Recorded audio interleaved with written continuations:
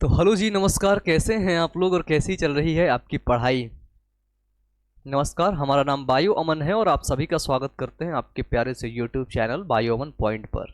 तो फाइनली बहुत ढेर सारी डिमांड थी आप लोगों की कि जो है ह्यूमन रिप्रोडक्शन की इम्पोर्टेंट क्वेश्चन करवा दीजिए। जो क्वेश्चन एग्जाम के पॉइंट ऑफ व्यू से इम्पोर्टेंट है आप उनको करवा दीजिए। तो देखिए, सबसे पहले हम बता दें आपको, हम मानव जनन के बारे में थोड़ा सा जानेंगे, ठीक है। और इसके बाद हम लोग मेल रिप्रोडक्टिव सिस्टम के बारे में जानेंगे और थोड़ा सा हम आपको फीमेल रिप्रोडक्टिव सिस्टम के बारे में भी बताएंगे, ठीक है। उसके बाद कुछ इंपॉर्टेंट की पॉइंट्स भी आपको बताएंगे जो आपके एग्जाम के पॉइंट ऑफ व्यू से बहुत ज़्यादा इंपॉर्टेंट होते हैं और उसके लास्ट में हम लोग क्वेश्चन आंसर करेंगे, ठीक है, मानव जनन के। तो समझ लीजिए, ये चैप्टर आप लोगों के लिए सच में बहुत ही ज़्यादा इंपॉर्टेंट होने वाला है, ठीक है। तो चलिए हम लोग क्या करेंगे, अब कंटिन्यू करते हैं क्लास को, ठीक है। चलिए, सबसे पहले अगर हम देखें, ठीक है, मानव जनन हमारे चैप्टर का नाम है, ठीक है।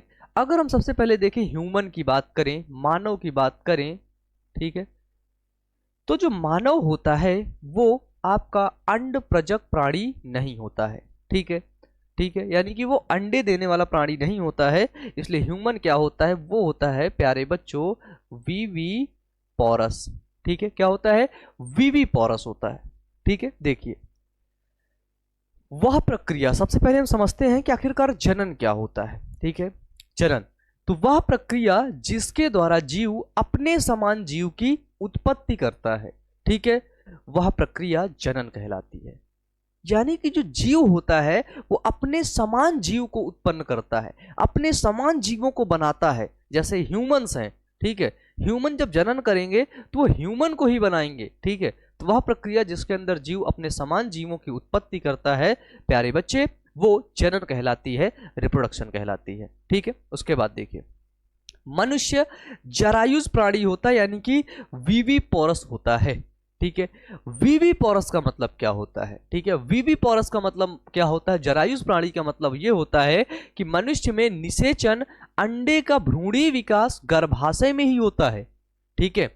जो निषेचन की क्रिया होती है, जो निषेचन अंडे का जो भ्रूणीय विकास होता है, वो प्यारे बच्चे गर्भाशय के अंदर ही होता है, ठीक है। इसलिए आपने देखा होगा कि जो शिशु का जन्म होता है ना, वो फीमेल के, महिला के गर्भाशय यानी कि यूट्रस में होता है, ठीक है। शिशु का जन्म वो बाहर नहीं होता है कि उसका अंडा कहीं बाहर है, वहां से वो जीव निकल कर टहल रहा है, नहीं, यूट्रस में होता है। और वो 9 महीने 9.5 मंथ्स का टाइम होता है, उसके बाद वो बाहर आता है, ठीक है, डन। चलिए, तो गर्भाशय में होता है तथा ये सुविकसित शिशु को जन्म देते हैं, ठीक है। जो शिशु निकलता है वो सुविकसित होता है, यानी कि विकसित शिशु को ये जन्म देते हैं। इसीलिए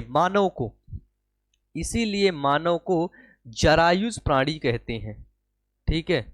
इसीलिए मानव को क्या कहते हैं प्यारे बच्चे, जरायुज कहते हैं, यानी कि इसीलिए इसको वीवी पोरस कहते हैं, ठीक है। इसीलिए क्या कहते हैं इसको, इसीलिए इसको वीवी पोरस कहते हैं, ठीक है। अब आगे देखो, ठीक है, मनुष्य एक लिंगी यानी कि यूनिसेक्सुअल प्राणी है, ठीक है। यूनिसेक्सुअल, ह्यूमन जरायुज है और आपका ये यूनिसेक्सुअल है। यूनिसेक्सुअल मतलब यदि एक जीव है तो उसमें नर होगा, अलग जीव में मादा होगा, यानी कि नर और मादा एक में नहीं होगा। नर और मादा क्या होगा, एक में नहीं होगा, अलग अलग होगा, ठीक है। तो ह्यूमन क्या होते हैं, यूनिसेक्सुअल प्राणी होते हैं एवं नर तथा मादा जननांगों या लैंगिक लक्षणों में ही नहीं वरन ये आकारकी लक्षणों, आकारकी लक्षण मतलब जो बाह्य लक्षण होते हैं। देखो, जो नर और मादा, ठीक है, अगर मैं हूं ना, मैं नर हूं, मेल हूं, मैं अलग दिखूंगा। अगर यहाँ पे कोई फीमेल खड़ी होगी, लड़की खड़ी होगी, तो वो अलग दिखेगी, तो आप देखकर ही बता देंगे, ठीक है, देखकर ही बता देंगे कि ये नर है, ये मादा है, ये मेल है, ये फीमेल है, ये लड़का है, ये लड़की है, आप देखकर ही बता देंगे प्यारे बच्चे, ठीक है। और जब अब अगर आप देखकर बता दिए कि नर है और ये मादा है, तो उसी को बोलते हैं सेक्सुअल डाइमॉर्फिज्म दर्शाते हैं, ठीक है, लैंगिक द्विरूपता दर्शाते हैं, ठीक है, लैंगिक द्विरूपता दर्शाते हैं, ठीक है, उसी को बोलते हैं। तो जो ह्यूमंस होते हैं, जो मनुष्य होते हैं, वो सॉरी, जो ह्यूमंस होते हैं वो सेक्सुअल डाइमॉर्फिज्म को दर्शाते हैं, यानी कि लैंगिक द्विरूपता को वो दर्शाते हैं, ठीक है, सेक्सुअल डाइमॉर्फिज्म को लैंगिक द्विरूपता को वो दर्शाते हैं। ठीक है, क्लियर है यहाँ तक? बताइए। तो हमने यहाँ से तीन चीजें देखा। क्या देखा? कि जो सबसे पहली चीज जो ह्यूमन है, ठीक है, सबसे पहली चीज जो ह्यूमन है यानी कि जो मनुष्य है वो वीवी पोरस प्राणी होता है। ठीक है, वीवी पोरस होता है। ठीक है, इसके बाद ये यूनिसेक्सुअल होता है। ठीक है, यूनिसेक्सुअल में क्या होता है? मेल अलग होता है और जो फीमेल होता है, महिला होती है, वो अलग अलग होता है। ठीक है, इसके बाद ये क्या दर्शाते हैं? Sexual dimorphism. ठीक है, यानी कि लैंगिक द्विरूपता को ये दर्शाते हैं। ठीक है, चलिए आगे देखते हैं। अब देखिए आगे का चीज है हमारा, आगे जो हम पढ़ेंगे वो है नर या फिर पुरुष जनन तंत्र। ठीक है, मेल या फिर मेल रिप्रोडक्टिव सिस्टम के बारे में पढ़ेंगे। ठीक, देखिए सबसे पहली बात बता दें, अगर नर जनन तंत्र की बात करते हैं आप, ठीक है, मेल रिप्रोडक्टिव सिस्टम की बात करते हैं, तो सबसे पहले अगर आपसे कभी भी कोई पूछे, ठीक है, कि मनुष्य का नर जननांग जो होते हैं वो मुख्य जनन अंग कौन होते हैं, ठीक है, जिसको प्राथमिक जनन अंग बोलते हैं। क्या बोलते हैं? प्राथमिक या फिर मुख्य जननांग कौन से होते हैं? ठीक है, प्राथमिक या फिर मुख्य जननांग कौन से होते हैं? ठीक है, प्राइमरी या फिर main reproductive system, main reproductive organ human का कौन होता है? तो वो होता है टेस्टिस यानी कि वृषण। टेस्टिस। ठीक है, जब कभी भी आपसे नर या मादा का पूछा जाए मुख्य या फिर प्राथमिक जननांग, तो आपको वही जवाब देना है जहां से युग्मक का निर्माण होता है। ठीक है, जहां से युग्मक का निर्माण होता है। अब कई लोग बोलेंगे कि भैया ये युग्मक क्या होता है? देखो, जैसे नर है, ठीक है, नर है, तो हमें पता है नर के अंदर क्या होता है? नर युग्मक बनता है। नर युग्मक को क्या बोलते हैं? अभी समझ जाएंगे। उसको बोलते हैं शुक्राणु। ठीक है, तो शुक्राणु का निर्माण जहां से होता है उसी को बोलते हैं नर का, जो है नर का या फिर मेल का मुख्य जनन अंग। ठीक है, तो शुक्राणु का फॉर्मेशन कहां पर होता है? इस शुक्राणु, स्पर्म जो होता है, इसका जो फॉर्मेशन होता है वो टेस्टिस में होता है। तो मनुष्य का मुख्य जनन अंग कौन सा होता है? टेस्टिस होता है, वृषण होता है। ठीक है, वृषण। और वृषण के बाद जितनी भी चीजें आती हैं रिप्रोडक्टिव सिस्टम के अंदर, ठीक है, वो सभी क्या होती हैं? वो सभी प्राथमिक जननांग नहीं होती हैं, वो सभी द्वितीयक जननांग होती हैं। ठीक है, द्वितीयक नर जनन अंग।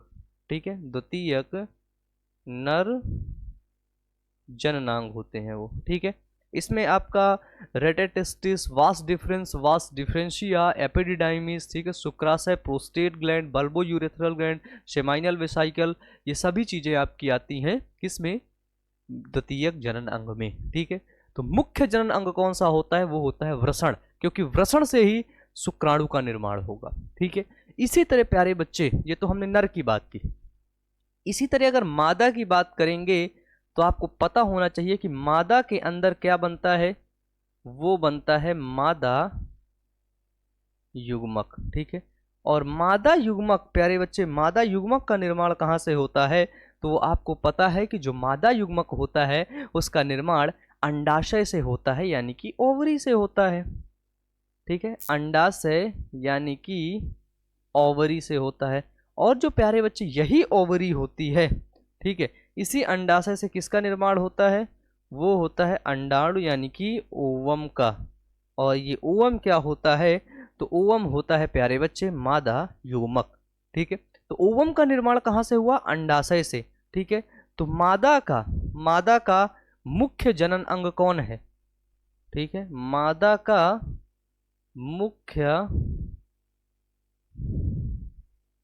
मुख्य जनन अंग कौन है? तो प्यारे बच्चे, मादा का मुख्य जनन अंग होता है, वो होता है अंडाशय। क्या होता है? तो वो होता है अंडाशय।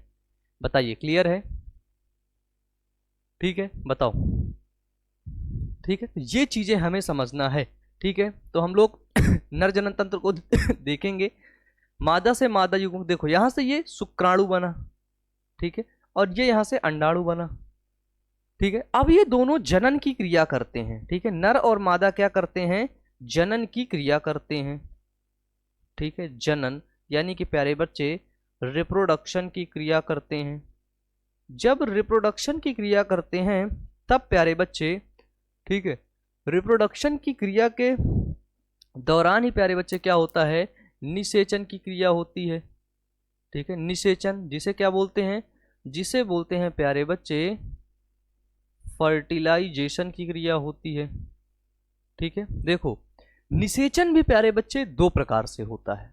ठीक है, एक होता है अंतः निषेचन, एक होता है बाह्य निषेचन। ठीक है, देखो एक होता है अंतः निषेचन और दूसरा होता है प्यारे बच्चे जिसको बोलते हैं बाह्य निषेचन। ठीक है,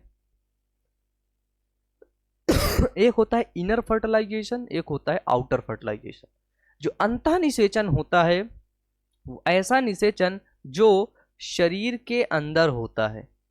ठीक है, शरीर के अंदर, तो शिशु कहाँ बनेगा, वो शिशु भी शरीर के अंदर ही बनेगा। और बाह्य निषेचन का मतलब कहाँ पर होता है, ऐसा निषेचन जो शरीर के बाहर होता है।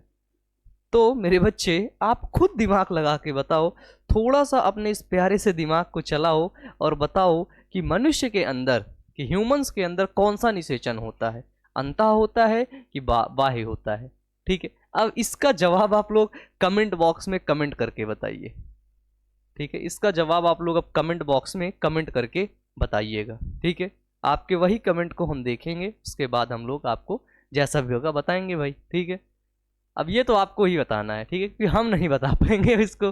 ठीक है, चलिए, सही होगा वैसे अंतः निषेचन, क्योंकि जो निषेचन की क्रिया हो रही है वो मादा के कहाँ हो रही है, मादा के फैलोपियन नलिका में।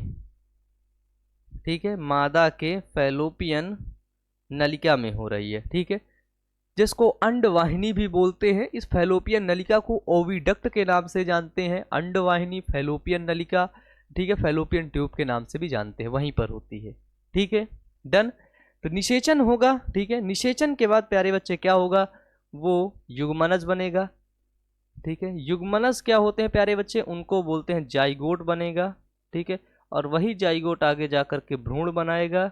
ठीक है, और भ्रूण आगे जा करके, एम्ब्रियो आगे जा करके क्या बनाएगा, एक विकसित शिशु का निर्माण करेगा।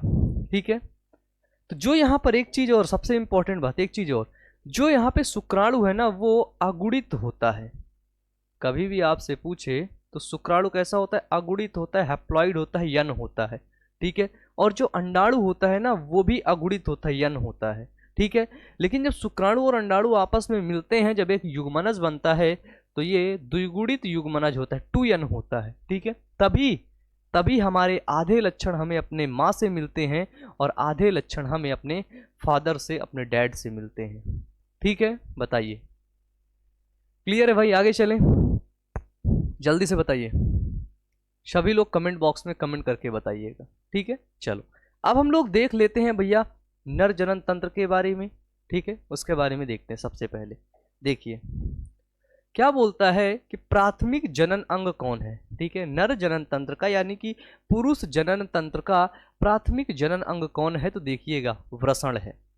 ठीक है, वो कौन है, तो नर जनन तंत्र का, पुरुष जनन तंत्र का प्यारे बच्चे प्राथमिक जनन अंग वो है हमारा वृषण। ठीक है, वृषण जिसको बोलते हैं क्या, जिसको बोलते हैं टेस्टिस।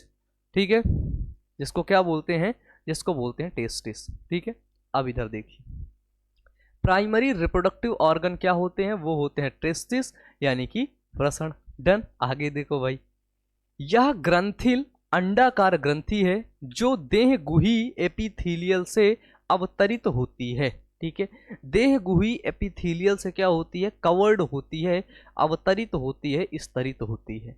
ठीक है, तथा वृषण कोश यानी कि स्क्रूटम में उपस्थित होती है। देखो और उदर गुहा के कहाँ होती, बाहर की तरफ लटकी हुई होती, पेल्विस रीजन में ये पाया जाता है। ठीक है, बाहर की तरफ क्या होते हैं, लटके हुए होते हैं। और जिस थैली में बंद रहता है उस थैली को बोलते हैं वृषण कोष। ठीक है, स्क्रूटम और वृषण कितने होते हैं, वो एक जोड़ी होते हैं। ठीक है, एक जोड़ी पाए जाते हैं वृषण, यानी कि नंबर में 2 पाए जाते हैं। वृषण कितने पाए जाते हैं, 2 वृषण पाए जाते हैं, एक जोड़ी वृषण पाए जाते हैं। ठीक है, देखो वृषण कोष का तापमान शरीर के तापमान से 2 से 3 डिग्री कम होता है। ठीक है, जो वृषण कोष जो शरीर से बाहर लटके हुए होते हैं ना, देखो सिंपल सी बात है, स्पर्म को बनने के लिए जो शरीर का तापमान है 37 डिग्री सेल्सियस, उससे 2-3 डिग्री कम टेम्परेचर चाहिए। ठीक है, अगर आपका टेम्परेचर हाई होगा तो स्पर्म नहीं बनेंगे, 37 डिग्री टेम्परेचर में स्पर्म बनेगा ही नहीं।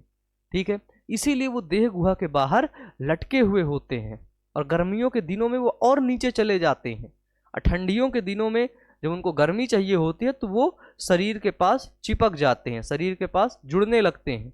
ठीक है, ऐसे होता है। तो जिस पर शुक्राणुओं का निर्माण होता है, तो शुक्राणुओं का निर्माण अगर प्यारे बच्चे पूछे कब कैसे होता है तो आप बता दीजिएगा कि भैया शुक्राणुओं का निर्माण 2 से 3 डिग्री कम तापमान में होता है, इसीलिए वृषण कोष शरीर से बाहर लटके हुए होते हैं। ठीक है, चलिए आगे देखिए। देखिए उसी वृषण के अंदर जो ये आपके 2 वृषण पाए जाते हैं ना प्यारे बच्चे, 2 वृषण, उसी वृषण के अंदर प्यारे बच्चे एक होती है जिसको बोलते हैं टेस्टिकुलर लॉब्यूल। लगभग 250 से 300 उसी वृषण कोष के अंदर टेस्टिकुलर लॉब्यूल्स पाए जाते हैं। ठीक है, और उसी टेस्टिकुलर लॉब्यूल के अंदर लगभग 2 से 3, कितने, 2 से 3, ठीक है, एक वृषण के अंदर लगभग 250 से 300 टेस्टिकुलर लॉब्यूल होते हैं। ठीक है, और एक टेस्टिकुलर लॉब्यूल के अंदर प्यारे बच्चे क्या होते हैं, 2 से 3 सेमनीफेरस ट्यूब्यूल होते हैं। ठीक है, क्या होते हैं, इसके अंदर सेमनीफेरस ट्यूब्यूल्स होते हैं। ठीक है, अब इसके बाद देखो ध्यान से, क्या होता है कि जो शुक्र जनन नलिकाएं होती हैं, ठीक है, क्या होती है, शुक्र जनन नलिकाएं। अगर एक चीज हम बिल्कुल सिंपल सी बात समझें, और सिंपल सी बात जैसे देखो, जैसे ये टेस्टिस है ना, डन, ये दूसरा टेस्टिस है, डन, और इसके ऊपर ये जो कवर्ड होता है ना, ये एक जो है एक आवरण से कवर्ड होता है, पाउच लाइक स्ट्रक्चर होता है, थैली लाइक स्ट्रक्चर होता है। ठीक है, उस स्ट्रक्चर को हम लोग बोलते हैं स्क्रूटम। क्या बोलते हैं, स्क्रूटम। इस टेस्टिस के अंदर कंपार्टमेंट होते हैं, जैसे ये देखो, ये देखो, ठीक है, ये कितने कंपार्टमेंट हैं, एक टेस्टिस के अंदर लगभग 250 कंपार्टमेंट होते हैं। एक टेस्टिस के अंदर लगभग 250 कंपार्टमेंट होते हैं, जिनको बोलते हैं क्या, जिनको बोलते हैं टेस्टिकुलर लॉब्यूल्स। ठीक है, और ये जो टेस्टिकुलर लॉब्यूल होते हैं, इसी के अंदर होते हैं क्या, इसी के अंदर होती है प्यारे बच्चे, जिसको बोलते हैं सेमनीफेरस ट्यूब्यूल्स।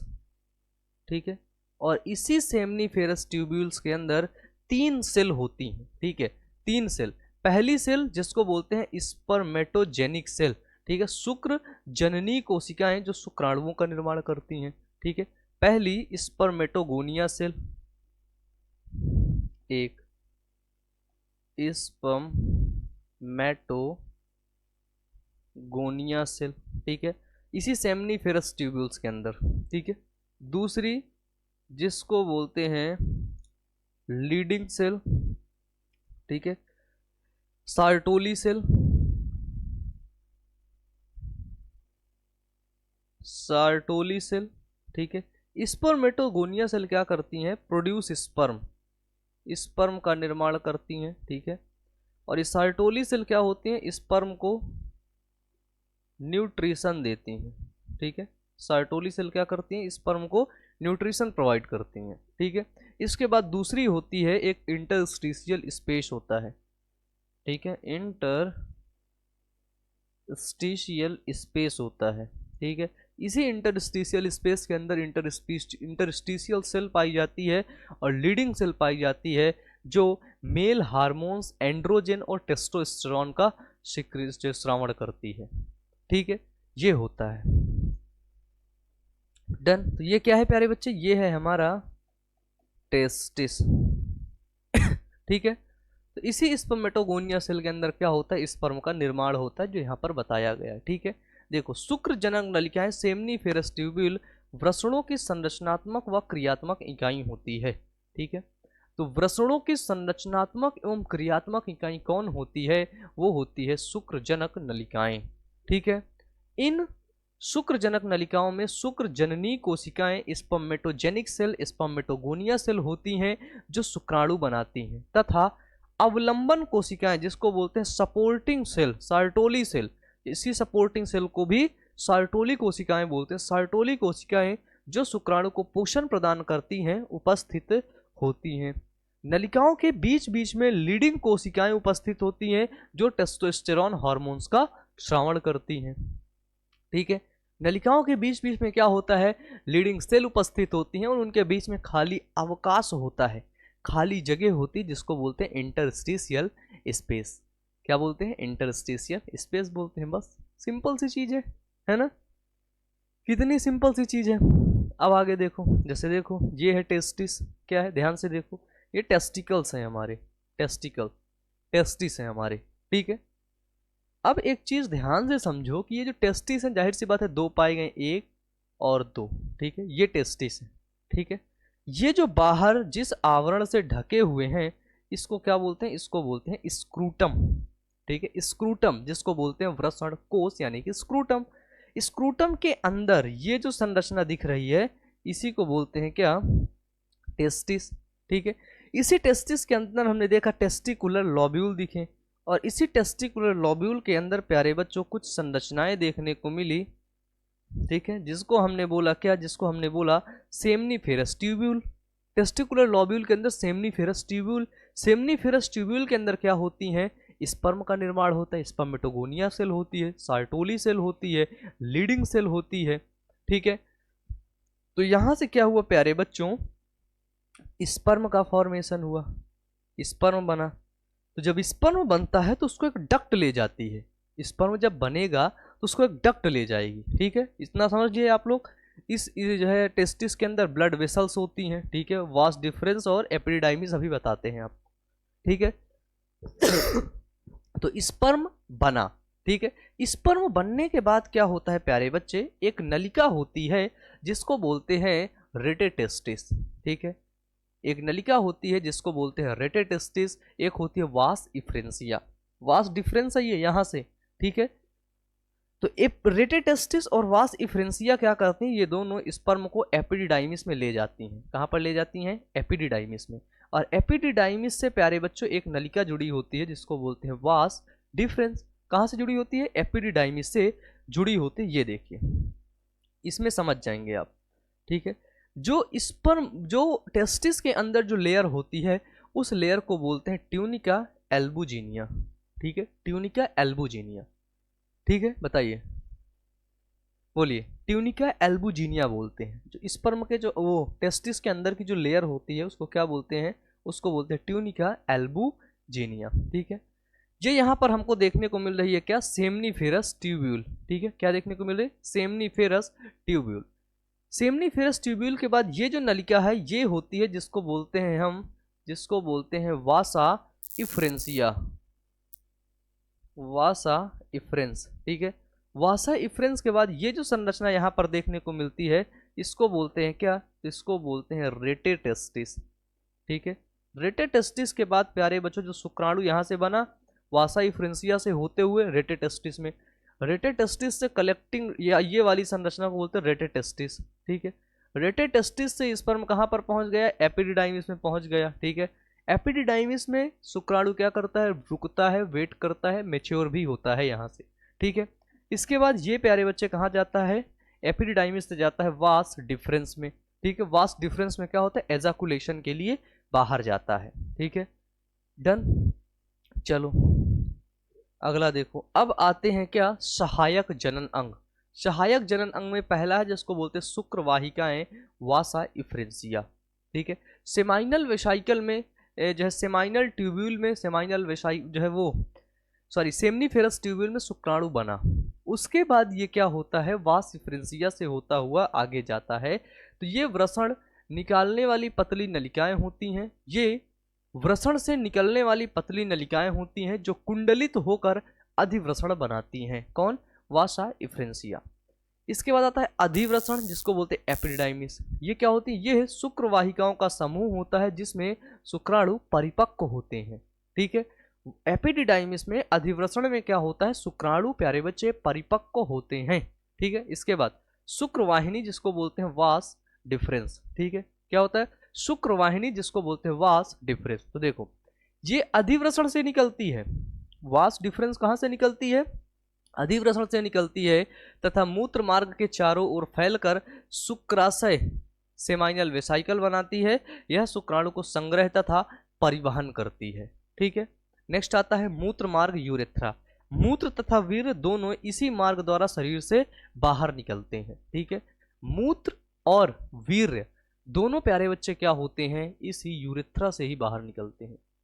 ठीक है, लेकिन फीमेल्स के अंदर क्या होता है, मूत्र के लिए अलग मार्ग होता है और जहां से मेंस्ट्रुअल फ्लूइड निकलता है वो एक अलग रास्ता होता है जिसको वेजाइना बोलते हैं। ठीक है, तो वेजाइना और यूरेथ्रा दोनों अलग अलग होते हैं, लेकिन इनमें क्या होता है, मेल में क्या होता है, एक में ही होता है। उसी से सीमेन निकलेगा, उसी से वीर जो है मूत्र निकलेगा, उसी से वीर्य निकलेगा, उसी से मूत्र निकलेगा। अगला पॉइंट आता है शिश्न। ठीक है, शिश्न क्या होता है, यह उत्तेजनशील मैथुन अंग होता है। शिश्न क्या होता है, उत्तेजनशील मैथुन अंग जिसको बोलते हैं एरेक्टाइल कॉपुलेटरी ऑर्गन होता है, इरेक्टाइल होता है। ठीक है, उत्तेजनशील क्या होता है, मैथुन अंग होता है, इरेक्टाइल होता है, इरेक्टाइल कॉपुलेटरी ऑर्गन होता है जो शुक्राणुओं के मादा जनन मार्ग में परिवहन हेतु सहायक होता है। ठीक है, शुक्राणुओं के किसमें, तो शुक्राणुओं के मादा जनन मार्ग में शुक्राणुओं को छोड़ने के लिए सहायक होता है, एरेक्टाइल होता है, मजबूत होता है। ठीक है, डन। चलिए अब आगे देखते हैं। आगे का टॉपिक है प्यारे बच्चे जिसमें अब नर जनन तंत्र में कुछ सहायक ग्रंथियां भी पाई जाती हैं। 3 ग्रंथियां हमें पढ़नी होती हैं। ठीक है, पहला जिसको बोलते हैं प्रोस्टेट ग्रंथि, दूसरा काउपर ग्रंथि और तीसरा शुक्राशय। ठीक है, तो प्रोस्टेट ग्रंथि क्या होती है, जिसको बोलते हैं प्रोस्टेट ग्लैंड। ठीक है, तो यह ग्रंथि क्षारीय द्रव स्रावित करती है।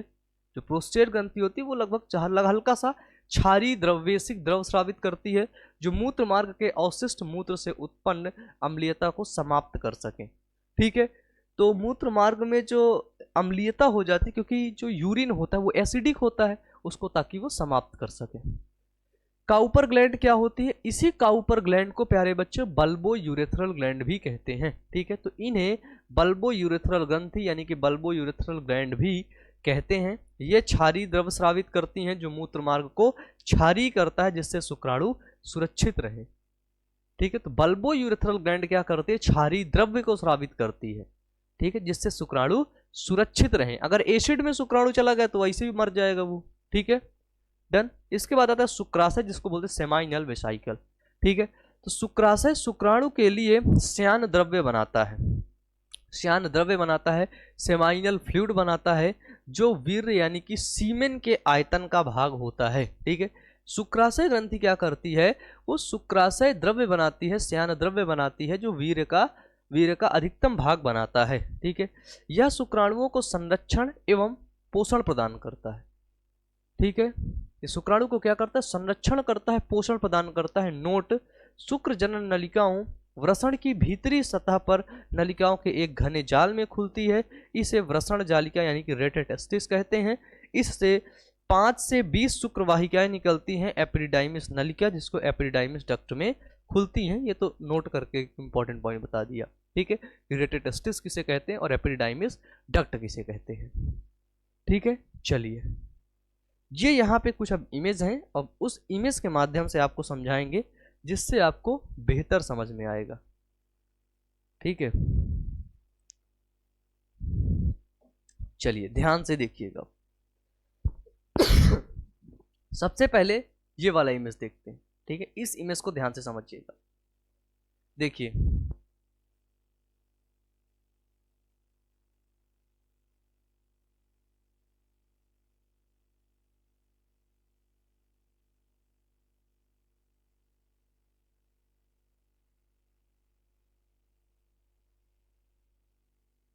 हेलो, बस वेट अ मिनट बच्चे, ठीक है। देखिए ये इमेज को ध्यान से देखिए। सबसे पहले ये यहाँ पर जो ये वाला भाग है, आगे वाला भाग, जो इरेक्टाइल कॉपुलेटरी ग्लैंड होती है, जिसको हम लोग पेनिस के नाम से जानते हैं प्यारे बच्चे, शिश्न के नाम से जानते हैं। तो ये क्या है?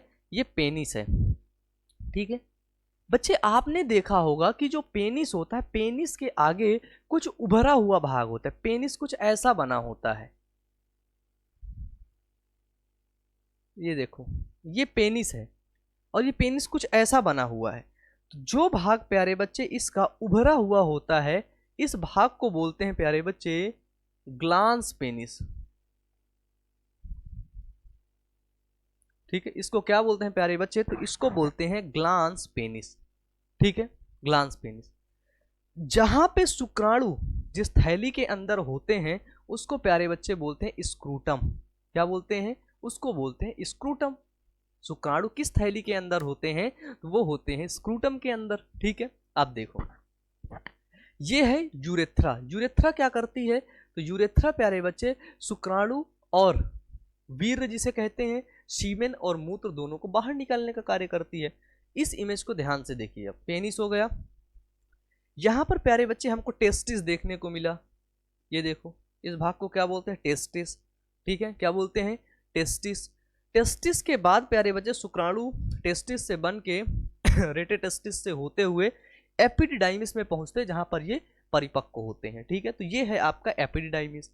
एपिडिडाइमिस से शुक्राणु प्यारे बच्चे अब चलना प्रारंभ करते हैं और आगे की तरफ प्यारे बच्चे चलते हैं, ठीक है।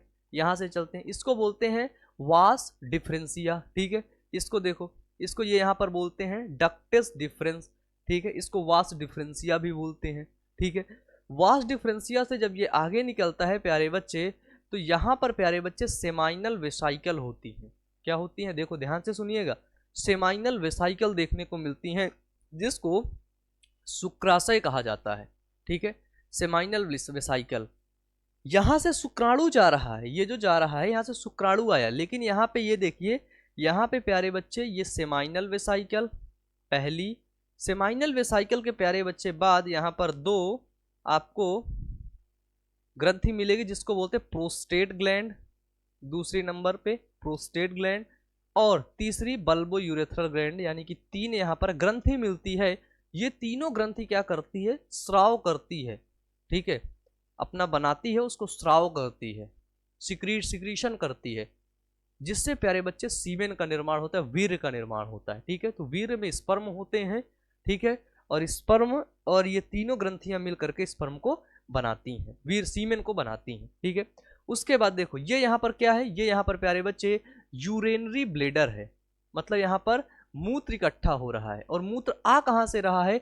यूरेटर से आ रहा है। यूरेटर किससे कनेक्ट है? किडनी से कनेक्ट है। तो किडनी से कनेक्ट है यूरेटर, और यूरेटर यहाँ से आया, ये देखो यहाँ पे मूत्र डाल दिया, तो इसी रास्ते से मूत्र निकल रहा है, ये यहाँ से देखो, और उस रास्ते को बोलते हैं यूरेथ्रा, मूत्र मार्ग। इसी रास्ते से मूत्र निकल रहा है, और प्यारे बच्चे ये नली देखो, ये नली यहाँ से आई, ये यूरेथ्रा में खुली, और ये नली प्यारे बच्चे यहाँ से आई, ये यूरेथ्रा में खुली। ये देखो ब्लू वाली लाइन देखो, दोनों यूरेथ्रा में खुल रही हैं। तो सीमेन भी क्या हो रहा है? इसी रास्ते से निकल रहा है।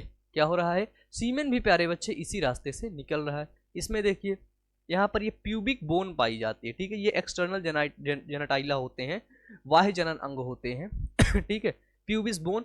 और ये प्यारे बच्चे यहाँ पर देखो प्रोस्टेट ग्लैंड आपको देखने को मिल रही है, ठीक है। ये यहाँ पर प्यारे बच्चे आपको बल्बो यूरेथ्रल ग्लैंड देखने को मिले, प्रोस्टेट ग्लैंड, ये ऊपर यहाँ पर सेमाइनल वेसाइकल देखने को मिल रही है, ठीक है। ये है क्या प्यारे बच्चे? ये है पूरा आपका मेल रिप्रोडक्टिव सिस्टम का चित्र, ठीक है, पूरा लाइन बाय लाइन, ताकि आपको एक एक चीजें, एक एक टॉपिक आपको बेहतरीन तरीके से समझ में आ जाए। और हम ऐसी उम्मीद करते हैं कि सारे टॉपिक, सारे कॉन्सेप्ट आपको क्रिस्टल क्लियर हुए होंगे, सारे कॉन्सेप्ट आपको बहुत अच्छे तरीके से प्यारे बच्चे समझ में आए होंगे। ठीक है, बताइए। अब इसके बाद प्यारे बच्चे आता है हमारा क्या, मानव जनन के प्रश्न उत्तर। ठीक है, कुछ इंपॉर्टेंट क्वेश्चंस हैं जो अक्सर एग्जाम के पॉइंट ऑफ व्यू से बहुत इंपॉर्टेंट है और अक्सर पूछे जाते हैं। ठीक है, तो इन सभी प्रश्न उत्तर को, क्वेश्चंस को हम लोग बात करेंगे जो है नेक्स्ट क्लास में। ठीक है, कब बात करेंगे, तो वो बात करेंगे नेक्स्ट क्लास में। ठीक है, चलिए तो फाइनली क्या करेंगे प्यारे बच्चे, फाइनली आज हम लोग इस क्लास को यहाँ पर एंड करेंगे। ठीक है